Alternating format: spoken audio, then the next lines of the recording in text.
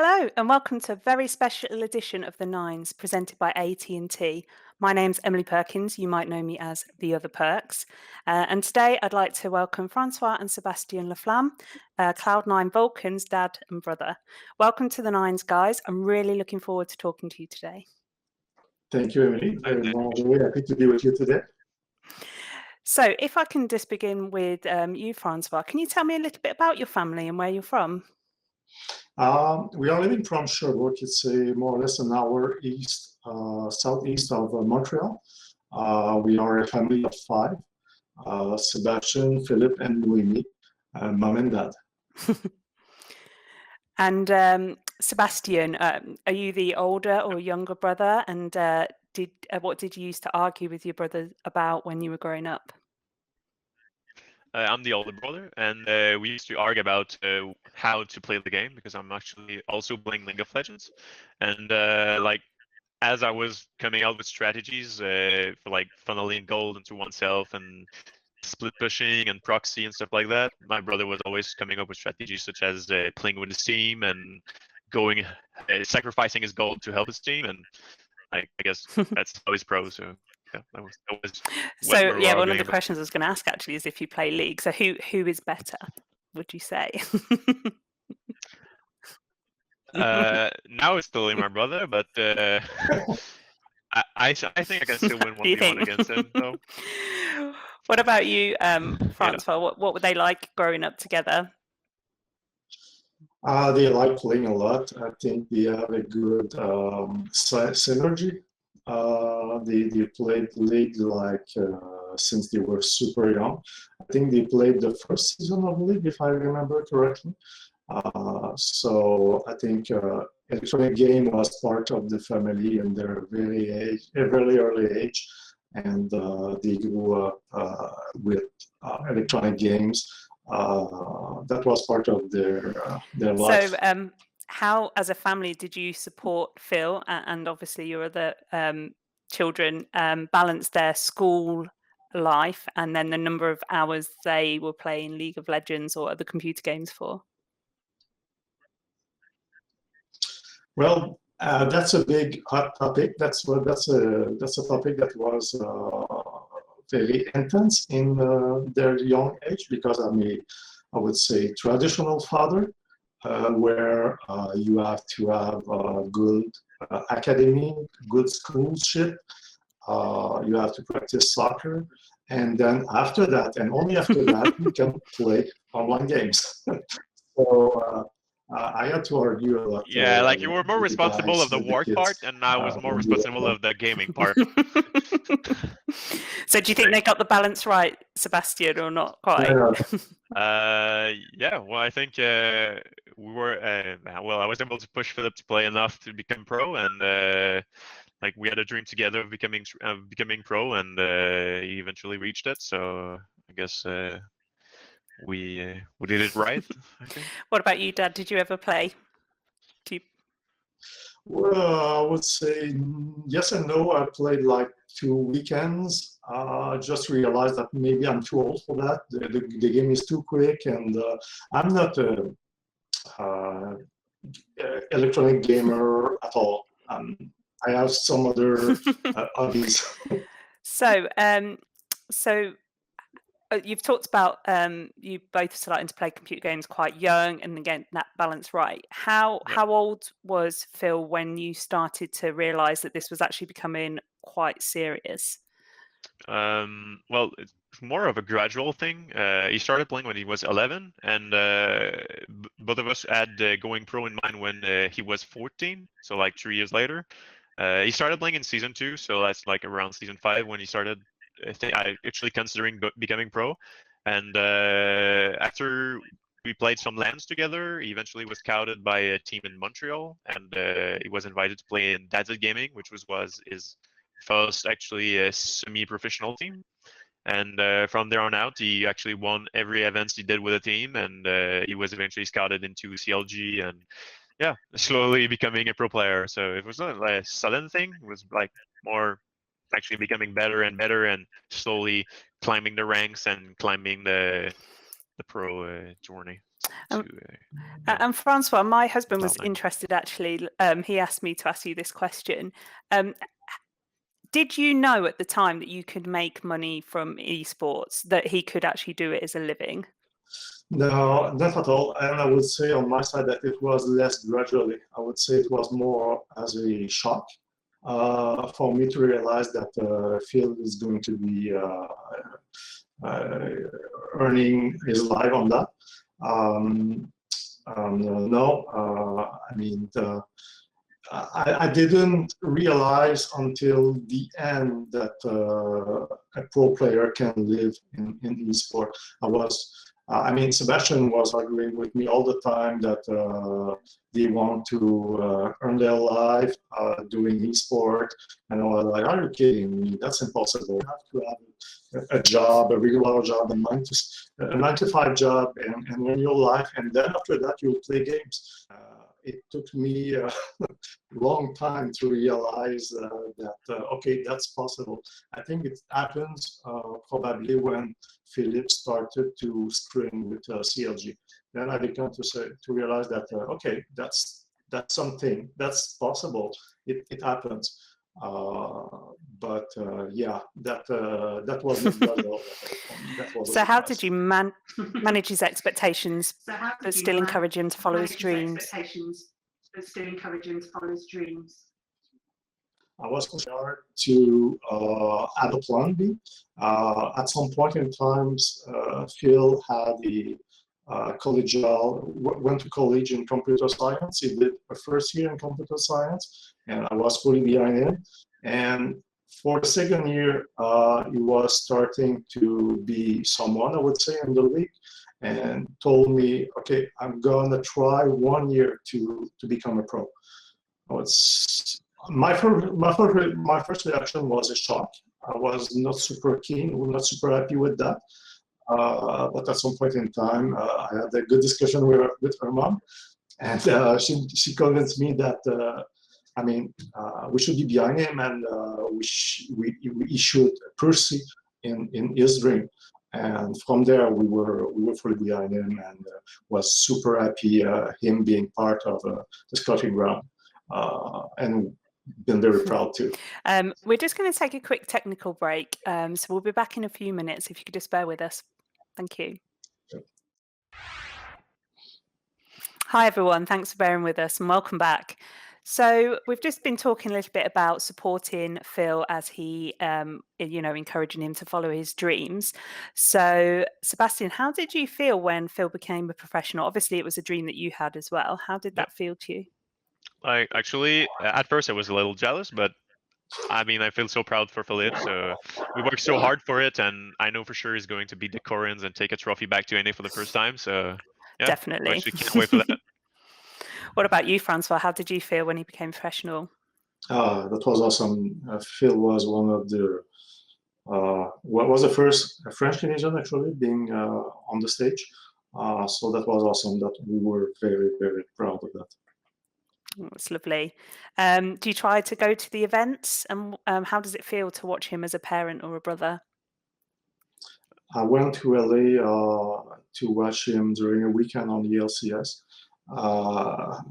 That was for real. I mean, that's where we realized that's not only a YouTube or Twitch streaming thing. There's a crowd behind him, and there's real fans, and people are coming to him to get autograph and stuff like that. So we were like, wow, that's my son. Oh, it must have. I can imagine if it was my daughter, it would just make. That well of emotion must have been That was incredible. emotional, right? Yeah. What about you, Sebastian? Have you been to see him play? Yeah, but currently because of COVID, they're actually not even playing on stage, so it's impossible. But I eventually will go watch him play for sure, and can't wait to have him back on stage. Yeah, so hopefully I think this Sunday they're on stage, aren't they? Yep. I think, yeah. So I know that I've been talked to a little bit about the toxic community within the League of Legends and things. And it's definitely not something that I've really experienced. All the communications I've had with fans have been really positive. But I just wondered, as a family, how do you support Phil when people might say things negative on social media? Well, I actually don't say anything because I know that people saying this kind of thing are actually blind or trolling. So it's one of the two. So not even we're responding, right? Same thing for me. I'm not responding at all. I'm not looking at any toxic messages or something like that. I'm only seeing the positive part of that, and I'm sure that Philip is not affected that much with those negative comments. That's really good. Yeah, I think it's really important to just see that the most of the community are actually really lovely and really supportive of esports and the players. So that's really Exactly. great. Exactly. So Right. I just wondered then, Sebastian, how are you feeling about the finals next week? Well, I'm very excited actually, and I can't wait for CMB trio. Well, maybe again TL or TSM, and yeah, I can't wait to see him beat another top 3 team. Who do you think they'll be playing, TSM or TL? I actually think TSM will come back from the graveyard, and they'll be stopped from coming back by Cloud9. I think it will be 3-1 Cloud9 against TSM. Oh, cool. What about you, Francois? Any predictions? Last weekend I was predicting 5-2. I mean 3-2. But Sebastian was right. It was 3-1, and I'll probably predict 3-1 with TSM too. I'm super excited to watch the next game. I like it when they win quite quickly because it's on very late in the UK. So, and this time it's on a Sunday, so I've got to go back to work on a Monday. So I'm hoping for a very quick win. If you could oblige, that would be great. So just thinking about then, some people who are watching this are going to be parents. Because I am a teacher, I was really interested in if you had any advice, Francois, for parents who have children who want to make it as a professional player or maybe as a professional within the sports community, how they could go about supporting their children to do that. Obviously, I mean, as a parent, you have to support your kids in your dream. That's a mandatory job. So being behind the kids, that's for sure, you'll have to do that. But at the same time, you have to balance. I mean, I'm old school parent, and I think that it's super important to have a life outside of the esport. The academic, the school is super important. Think as a plan B or as a plan A. And for myself, it's also important to perform in sport, in not only in esport but in physical sport. What physical sports did he like to play, or does he like to play? Phil played very well in soccer. He had a good early career when he was at school. Yeah, he had some interesting success in his early age up to when he decided to go to the league. Do you have any thoughts about Vulcan not getting first in the All-Pro team? Either of you? Not getting first? Yeah. So I think Core JJ from Team Liquid was selected over him. Do you have any Yeah, I thoughts think about that? that was a selection mistake. Obviously, my brother is clearly the best in NA right now, and second by Afromu, not actually CarGG. CarGG is actually third in my opinion, but yeah, definitely a mistake on their part, and they will be missing on the best player in NA. What about you, Sebastian? Do you have any advice for anyone wanting to become a professional player and what it sort of takes to do that? Well, it takes a lot of practice, obviously, and like my father was saying, actually, like having this plan B is actually a very good idea. Like for example, I tried and didn't succeed, but yeah, practice and taking it seriously and having fun, I think, is the most important thing. Philip played for fun, and he had a lot of fun, and like when he started playing it seriously, like he had a lot of background, and eventually we created teams to go to events, and like if you're losing all your games and not actually performing, like stop trying. I mean, Philip always was a quick learner. He was always smart, and we could see it in advance that he had what it took. you know, I have always known he would go pro, and Do you think that part of him having fun was because you could do it together as a family? well, I knew Philip was better than me when he was actually helping his team, and I was funneling goal to myself. And but it was actually a nice idea to think that we could go pro together, and when we played events together, it was actually a big hype train. But yeah, he was actually more of a team player, and league is a team game. So Yeah. Francois, what was your role when they played events together? Were you just the driver of the car, or did you hang around and watch them play? I was more or less the Hubert of the family. That was it.